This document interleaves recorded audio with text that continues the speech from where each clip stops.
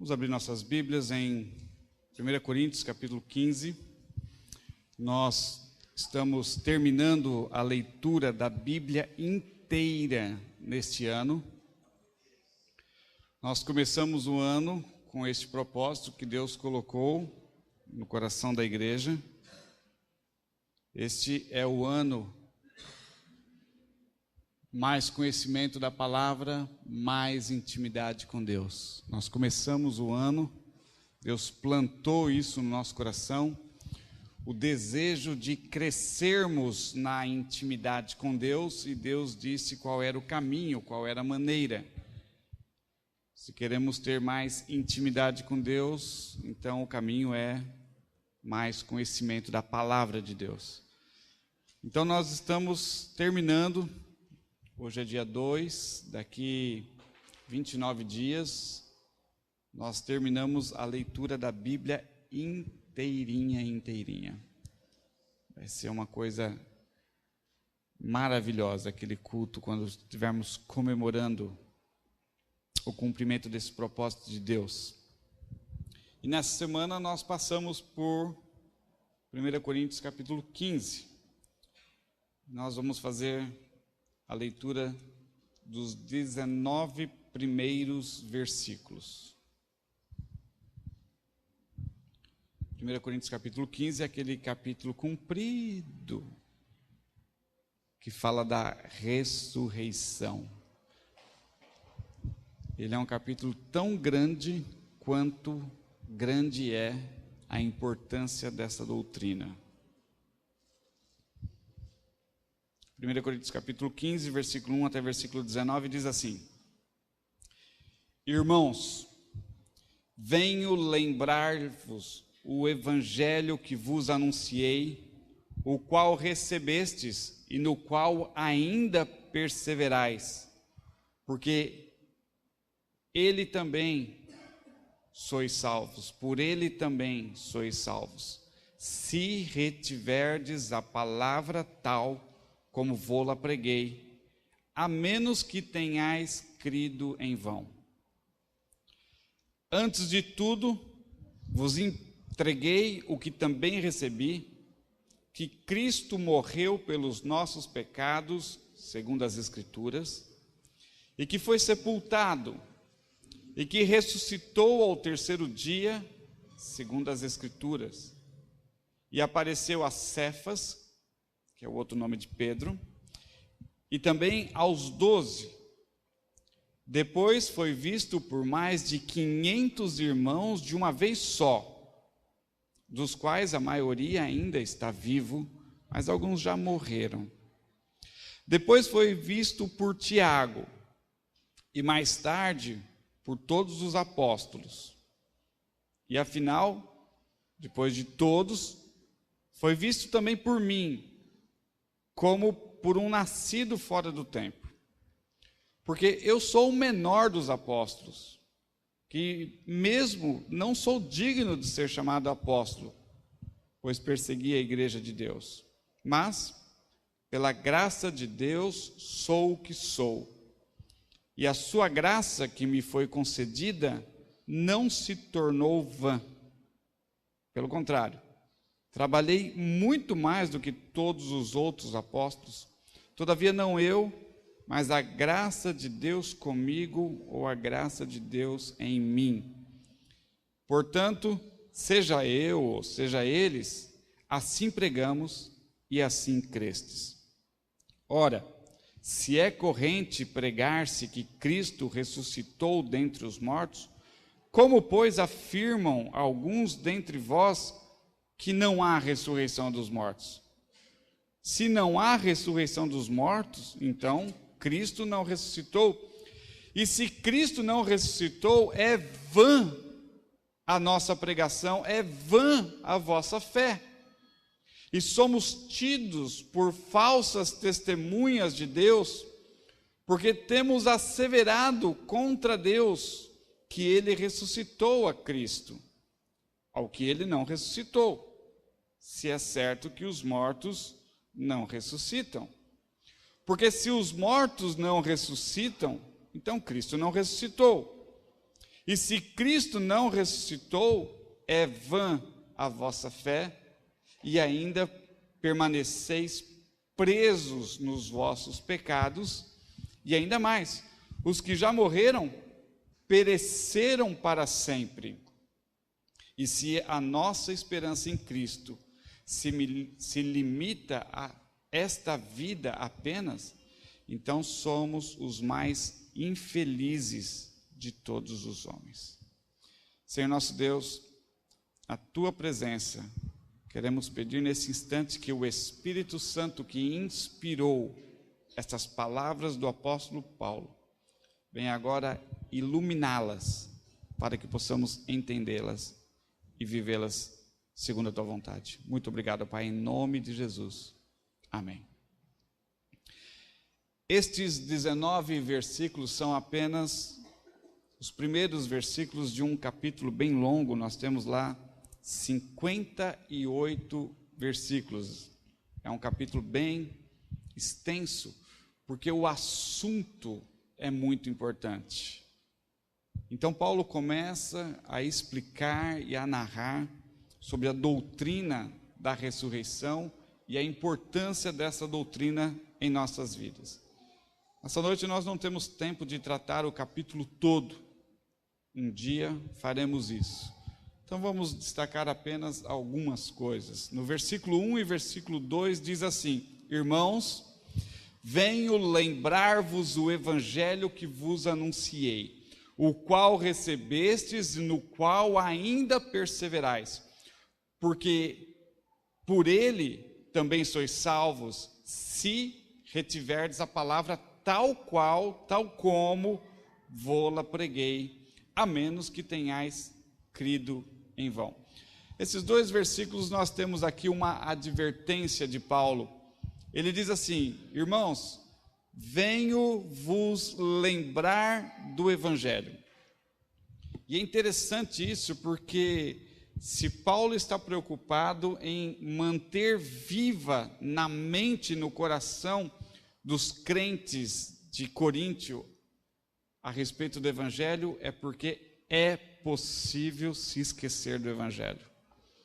Não existe nada mais importante na vida do ser humano do que conhecer o evangelho e se render ao evangelho. E apesar disso, o homem ainda é capaz de se esquecer do evangelho. E esquecer do evangelho significa desprezar o evangelho, significa desconsiderar o evangelho, significa viver e tocar a sua vida como se o evangelho não existisse, como se a mensagem da salvação não tivesse nenhuma importância. E ainda que isso pareça um absurdo, na verdade é a coisa mais comum que acontece, é mais comum de se ver. Quantas e quantas vezes cada um de nós vivemos, falamos, pensamos, nos comportamos como se o evangelho não existisse, como se nunca tivéssemos ouvido a respeito do pecado, como se nunca tivéssemos ouvido sobre a santidade, sobre a necessidade de redenção, sobre a vinda de Jesus Cristo e a morte de Jesus Cristo em nosso lugar. E nós vamos tocando a nossa vida, nós vamos levando a nossa vida como se nada disso existisse.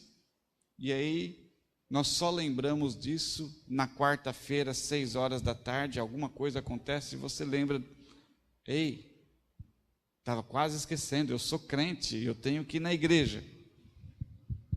A maioria não lembra. Olha como nós temos bancos vazios hoje, né? Porque é muito fácil se esquecer. E alguns têm um toque ali pelas 6 horas da tarde no domingo e se lembra de novo que é crente. E aí corre, toma um banho e vem para a igreja. Mas tão logo termina o culto e volta para casa e vai assistir tela quente ou tela maior, já se esquece. Então Paulo está dizendo: eu preciso estar lembrando. É por isso que nós costumamos dizer que um culto por semana é pouco. Você precisa participar de 2, 3, 4, 5, 6, 7, 8. Quantos puder. O maior número possível. Culto nunca é demais. Porque a natureza humana, naturalmente, ela é levada a virar as costas para a mensagem do Evangelho. E aí então, lembrai-vos do Evangelho que vos anunciei, o qual recebestes, e do qual ainda perseverais. Essa expressão, ainda vocês estão perseverando, é uma lembrança de que você pode um dia deixar de perseverar. O fato de você um dia ter entregue sua vida a Jesus, não significa que você vai levar a sua vida toda fiel a Jesus. Todos os dias o pecado vem e todas as vezes você tem que escolher seguir Jesus. Todos os dias. Se converter é um exercício de todos os dias.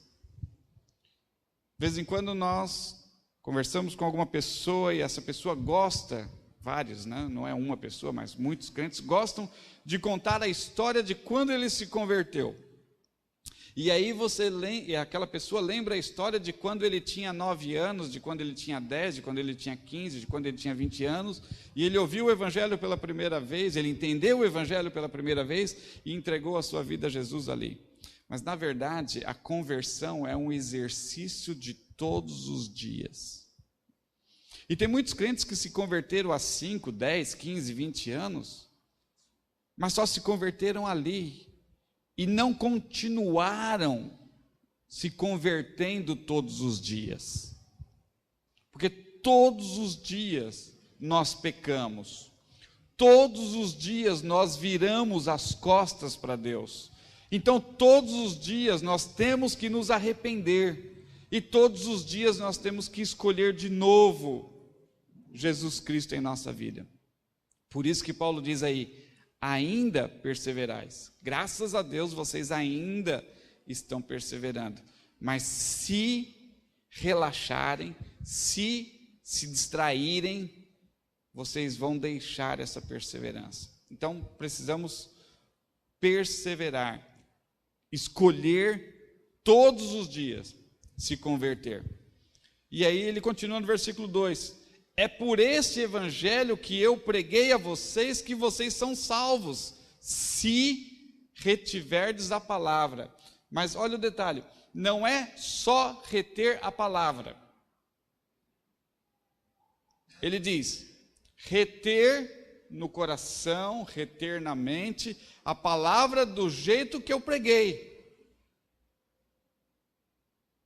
Porque no decorrer do tempo, nós também somos tentados, não só a deixar Jesus, mas também deixar a palavra, deixar a doutrina, modificando a doutrina. Nós vamos ficando mais velho, nós vamos ficando mais inteligente, nós vamos ficando mais. Então nós achamos que podemos ter uma nova interpretação da doutrina. E a palavra diz, fiquem com a palavra do jeito que vocês a receberam. Palavra do Evangelho. E é tão interessante isso, e é tão grave isso, que em Gálatas, se você puxar algumas páginas para frente, Gálatas capítulo 1, versículos 6, 7, 8 e 9, Paulo adverte o pessoal de Gálatas contra esse perigo, de você abandonar o evangelho pelo qual você foi salvo e adotar um outro evangelho. Abra lá em Gálatas. Gálatas capítulo 1, versículo 6 até versículo 9. Diz assim, Gálatas 1, 6 a 9. Admira-me que vocês, Gálatas, estejam passando tão depressa daquele que vos chamou na graça de Cristo para outro evangelho, o qual na verdade não é outro, senão que há alguns que vos perturbam e querem perverter o evangelho de Cristo. Mas, ainda que nós, ou mesmo um anjo vindo do céu, vos pregue um evangelho que vai além do que temos pregado, seja ele anátema. Assim como já dissemos, e agora repito, se alguém vos prega um evangelho que vai além daquele que recebestes, seja anátema. Então nós precisamos prestar atenção. Essa advertência, essa questão é tão séria que os últimos versículos da Bíblia guardam um fecho, uma conclusão dizendo: olha, não modifique nada. Não modifique nada, não invente nada, porque a sua vida corre perigo. Abra a sua Bíblia na última página, Apocalipse 22, versículos 18 e 19. Última página. São os últimos versículos da Bíblia. Apocalipse 22, 18 e 19 diz assim: eu, a todo aquele que ouve as palavras da profecia desse livro, testifico. Se alguém lhes fizer qualquer acréscimo, Deus lhe acrescentará os flagelos escritos neste livro.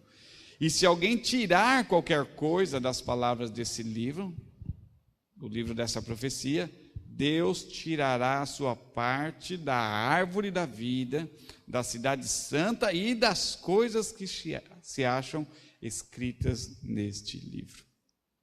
Então, essa advertência, versículo 1, é para que a gente tome cuidado, muito cuidado. Nós podemos crescer no conhecimento da palavra de Deus, nós podemos crescer no entendimento da palavra de Deus, mas nós não podemos modificar a palavra de Deus. A Bíblia, nós temos liberdade de examiná-la, mas não temos liberdade de interpretá-la a nosso bel prazer. Tem que ser a interpretação coerente, um entendimento coerente. Muito bem, versículo 9, muito interessante, versículo 9, diz assim: porque eu sou o menor dos apóstolos.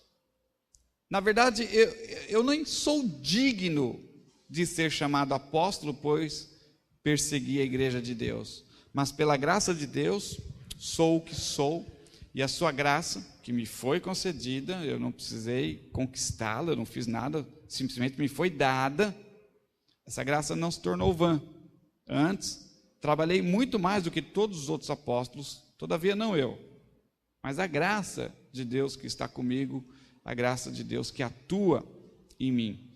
Tão interessante que nós temos aqui o apóstolo Paulo. Ele é considerado e é, na realidade, o maior de todos os apóstolos de todos os tempos. E apesar disso, ele diz assim: eu sou o menor. Na verdade, eu nem sou digno de ser chamado apóstolo. E eu fico imaginando, se Paulo, sendo Paulo, diz que não é digno de ser chamado apóstolo, quem dirá nós hoje em dia? Não que não haja, porque há um ministério apostólico, mas quando ele vira título, quando ele vira um título antes do seu nome, isso é um problema. Versículo 14, 17 e 19. Versículo 14 diz assim: se Cristo não ressuscitou, então é vã a nossa pregação e é vã a vossa fé. 17. Se Cristo não ressuscitou, é vã a vossa fé e ainda permaneceis perdidos em vossos pecados, mortos em vossos pecados. Se a nossa 19, se a nossa esperança em Cristo se limita só a essa vida, porque não há ressurreição, então somos os mais infelizes de todos os homens. Temos aqui a declaração de Paulo de que a doutrina da ressurreição é a centralidade do Evangelho de Jesus Cristo. O centro da fé cristã não é o nascimento de Jesus. Nós estamos para comemorar o nascimento de Jesus daqui a poucos dias e vamos fazer uma festa.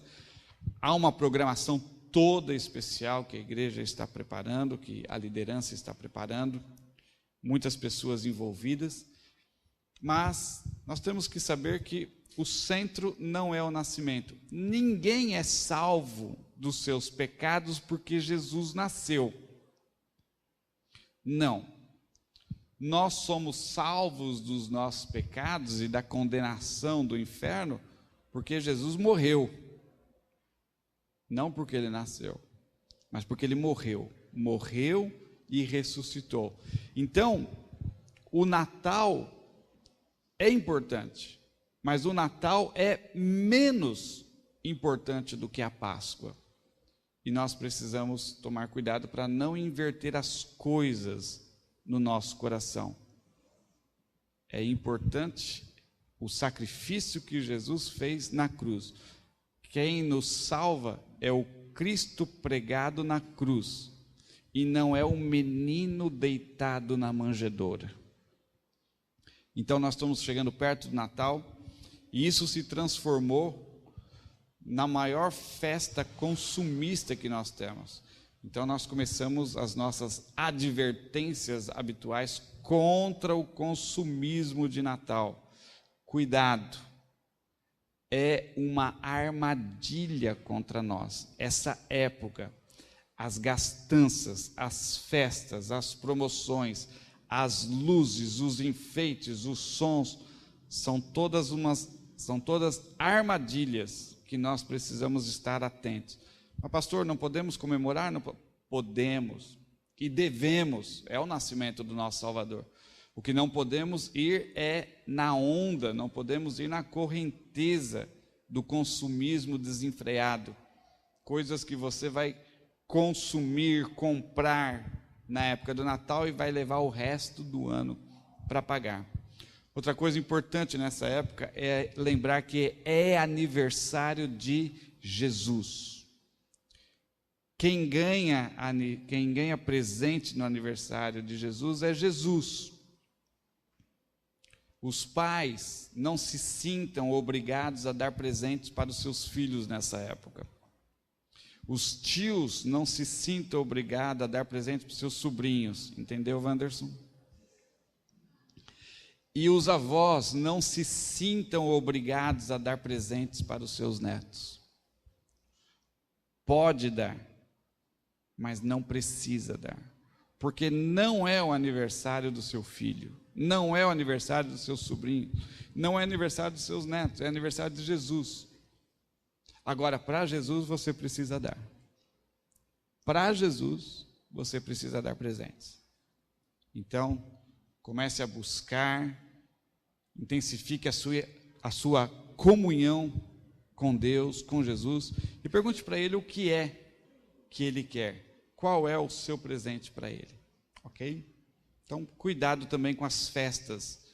Chega essa época de festas, é muito fácil nós nos desviarmos da fé e depois nos arrependermos da gulodice, das gordices, das bebedeiras e todas essas coisas. Ok? Versículo 20. Mas, de fato, Cristo ressuscitou dentre os mortos, sendo Ele as primícias dos que dormem. Jesus é as primícias dos que dormem. O que significa isso? Significa que Jesus é o primeiro que experimentou uma transformação para sempre, através da ressurreição. Quando eu era pequeno eu não entendia isso, e um dia eu estava consultando o meu pastor, e ele disse de uma maneira muito fácil de entender. Todas as outras ressurreições na Bíblia, aquelas pessoas voltaram a morrer. Há várias ressurreições, histórias de ressurreições. Só que aquelas pessoas morreram uma vez, foram ressuscitadas e tornaram a morrer e nunca mais foram ressuscitadas. Com Jesus a história é diferente.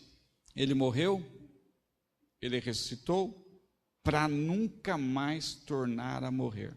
Nesse sentido, Jesus é as primícias dos que dormem, os primeiros frutos. O que aconteceu com Jesus vai acontecer com todo mundo que ama Jesus, que entregou sua vida a Jesus. Se Jesus ressuscitou para nunca mais morrer e para sempre viver na presença de Deus no céu, todos aqueles que entregaram a sua vida a Jesus vão experimentar a mesma coisa, vão ressuscitar para nunca mais morrer e para sempre viver na presença de Deus. Nesse sentido, ele é as primícias dos que dormem. Versículo 33 e 34. Não vos enganeis, as más conversações corrompem os bons costumes. Tornai-vos à sobriedade, como é justo, e não pequeis, porque alguns ainda não têm conhecimento de Deus, e eu falo isso para vergonha vós. Paulo é duro, né? Não vos enganeis, as más conversas corrompem os bons costumes. O que significa isso? Nós temos que prestar muita atenção naquilo que conversamos, naquilo que falamos, porque as conversas à toa corrompem o nosso caráter. E por isso ele diz aqui: voltem à sobriedade. Quem fala demais desequilibra da sobriedade. E ele diz: não pequem, porque alguns crentes entre aspas, né, e participantes da igreja ainda não conhecem a Deus. Isso significa que nós participamos de muitas rodinhas de amigo na escola, muitas rodinhas de amigo na faculdade, muitas rodinhas de amigo no trabalho, no barzinho, na academia, muitas rodinhas de amigo no WhatsApp, no Facebook, e até dentro da igreja nós temos muitas rodinhas de amigo que conversam demais. E nesse embalo de conversar mais, cometem pecado. E nós precisamos voltar à sobriedade. Quando Paulo diz assim, voltem à sobriedade, porque as más conversações nos corrompem, ele está dizendo que muitos acabam conversando igual bêbado. Como é que um bêbado conversa? Ninguém fala nada que presta, ninguém fala nada que se entende, e aquelas coisas acabam em briga. E Paulo diz, para com isso, dá uma olhada no seu comportamento quando você está com outras pessoas. Dá uma olhada com que tipo de gente e o tipo de conversa que você está mantendo. Dá uma olhada no teu Face, dá uma olhada no teu WhatsApp, o que anda acontecendo. Porque Paulo diz que muitos estão se comportando como bêbados. Não sabem o que falam, não entendem o que falam e provocam brigas e discussões. Muitos que agem assim, Paulo está dizendo, não conhece Deus. Quem age assim está dando provas de que não conhece Deus, não tem essa intimidade com Deus. E para terminar, versículo 36 e 37. 36 e 37 diz, insensato, o que semeia não nasce se primeiro não morrer. E quando semeia, não semeia o corpo que há de ser, mas o simples grão, como de trigo ou de qualquer outra semente. Ele está falando aqui da morte. Nós, se quisermos ter o corpo glorificado, preparado, adaptado para viver no céu, temos que morrer. Não tem como ir para o céu sem morrer. Mas eu gostaria de pegar só uma ideia da questão da morte da semente. Nós sabemos que muitas coisas que nós queremos em nossa vida, nós temos que semear. Você imagina uma realidade para daqui 5 anos. Você imagina uma realidade para daqui 10 anos. O que é que eu quero para mim? O que é que eu quero para minha família para daqui 5 anos, 10 anos? Então você tem que começar a semear agora para colher no futuro. E você pode estar certo que o que você está vivendo hoje, você plantou nos anos passados. Essa é a lei da plantação, essa é a lei da agricultura. Você semeia num tempo e depois de algum tempo você vai colher. Então, a situação que você está vivendo hoje, situação financeira, a situação dos seus estudos, a situação do seu casamento, é uma consequência do que você fez no ano passado, ano retrasado, daqui 5 anos para trás, 10 anos para trás. E agora você está colhendo, tem que aguentar. Se você quer mudar a situação, então você coloque agora semente nova e espera. E o que mais me chamou a atenção aqui é que quando você lança a semente, você tem que saber que você a perdeu. Porque Paulo diz aqui, o que você semeia não nasce, se primeiro não morrer. Então, quando você planta alguma coisa, você tem que estar disposto a perder aquela coisa. Você lança na terra, na esperança que vai germinar, na esperança que daqui 1 ano, 2 anos, 5 anos, você vai colher. Mas você tem que estar consciente de que primeiro você tem que perder.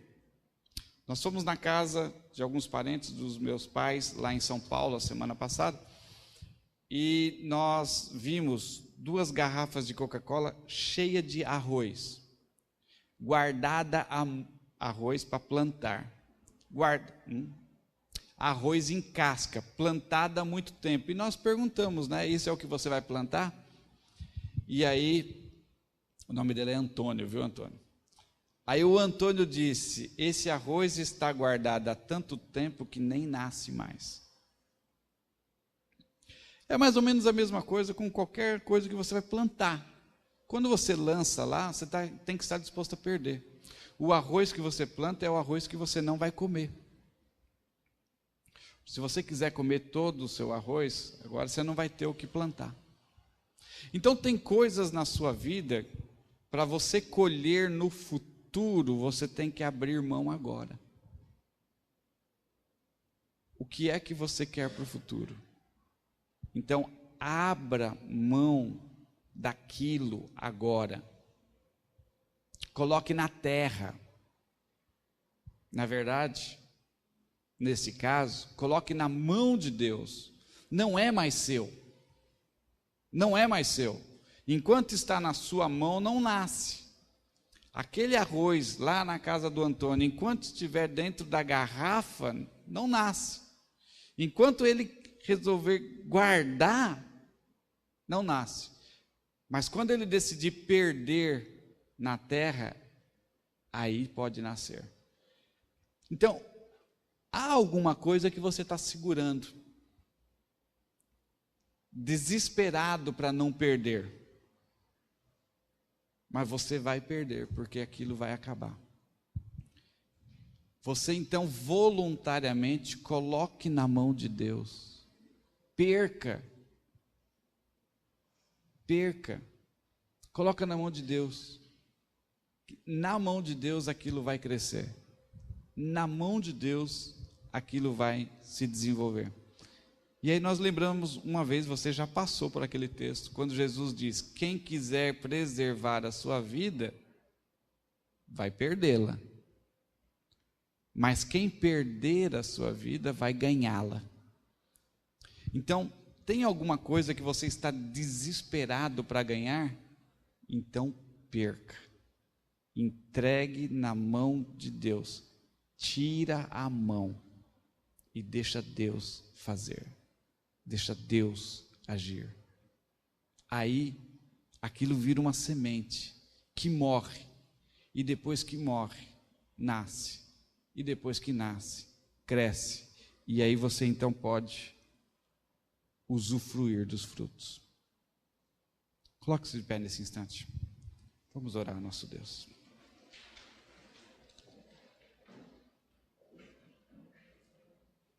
Senhor nosso Deus, na Tua presença nós estamos. E queremos Te agradecer pela palavra do apóstolo Paulo neste capítulo. A maneira como ele nos esclarece detalhes importantes para nós a respeito da doutrina da ressurreição. Por tudo aquilo que o Senhor nos chama a atenção, Pai. O fato dele estar pedindo que aqueles crentes de Corinto e nós crentes aqui do Parque do Lago, nós devemos guardar na lembrança o evangelho tal qual recebemos. Nós devemos cada dia, Senhor, lembrar do evangelho. Nós devemos cada dia, Senhor, nos dedicar a virar as costas para o pecado e nos voltar para o Senhor. Porque a nossa natureza humana ainda guerreia dentro de nós, fazendo-nos voltar as costas para o Senhor. Por isso o apóstolo Paulo diz: lembrem-se do evangelho, continuem perseverando, não modifiquem a palavra, permaneçam fiéis. Também, Senhor, queremos Te agradecer porque Paulo deixa claro para nós que o centro da nossa fé é a morte e a ressurreição do Senhor Jesus. Que nós vencemos a morte e há esta esperança e certeza da nossa ressurreição, porque o Teu Filho venceu a morte e o Teu Filho ressuscitou para sempre, e Ele é as primícias dos que dormem. Tal qual aconteceu com Ele, acontecerá com todos aqueles que creem nele e que entregaram sua vida a Ele e que dedicaram sua vida a Ele. Como Ele ressuscitou para sempre, para nunca mais morrer, para sempre viver na presença do Pai, nós também, os crentes em Jesus, vamos ressuscitar para nunca mais morrer e para viver para sempre na presença de Deus. Também, Senhor, a questão das conversações. Ajuda-nos, ó Pai, a vigiarmos as nossas conversações, porque não queremos pecar, não queremos falhar, Senhor, não queremos ter conversa de bêbado. Nós queremos, ó Pai, cumprir a Tua palavra que nos chama para a sobriedade. Ajuda-nos, ó Pai, a sermos sóbrios, a termos uma conversa que não corrompe os bons costumes, ó Pai. E por fim, a questão da semente, ó Pai. Há coisas que o Senhor quer fazer em nossa vida, mas nós temos que entregar estas coisas nas Tuas mãos. Mas a nossa natureza, ó Pai, tem medo de abrir a mão e perder estas coisas.